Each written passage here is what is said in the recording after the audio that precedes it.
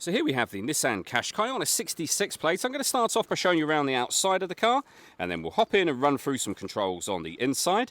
From the outside of it though, you can see it's a 5-door car with alloy wheels and tinted windows. We're going to start off inside the boot area first of all. As we approach the back of the car, you can see we have reversing sensors, plenty of boot space along with that 60/40 split folding rear seat should you wish to increase this space even further. And then these tray sections lift, remove, and can be used to divide the boot up into different sections, as you can see. Okay, so we're just going to work our way back around to the front of the car, and then we'll hop in and run through some controls on the inside of it from there. Just briefly before we climb in, I think it's well worth seeing the interior from this exterior point of view. There's plenty to run through on the dashboard, so let's hop in and we'll do that now.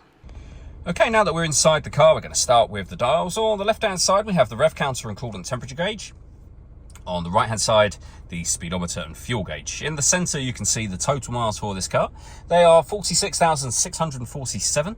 Above that, we have a digital readout for the speedometer. You can change information displayed here using buttons on the steering wheel, the button just here.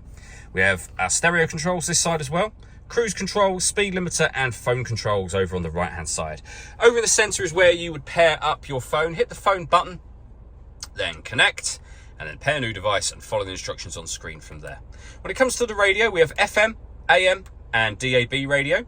You can listen to your own music via auxiliary input, Bluetooth audio, or the CD player just there as well.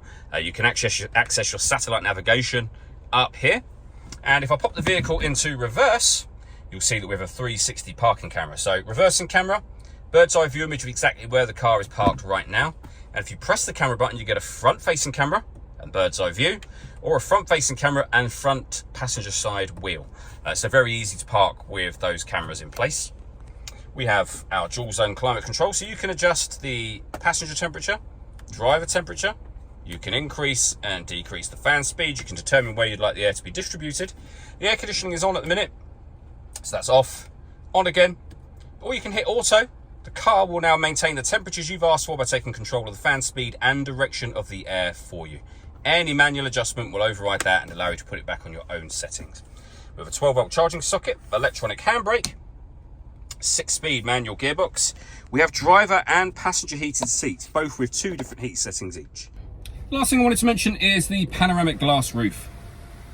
We have a button up the top there that will open the sunblind all the way to the back of the rear seats. And as you can see, that lets in a huge amount of extra light to the cabin area. All that leaves me to say is thank you for taking the time to watch this video. If you'd like to come and see the car for yourself and have a test drive, please feel free to give us a call here at Surrey Specialist Cars. We'd love to hear from you soon.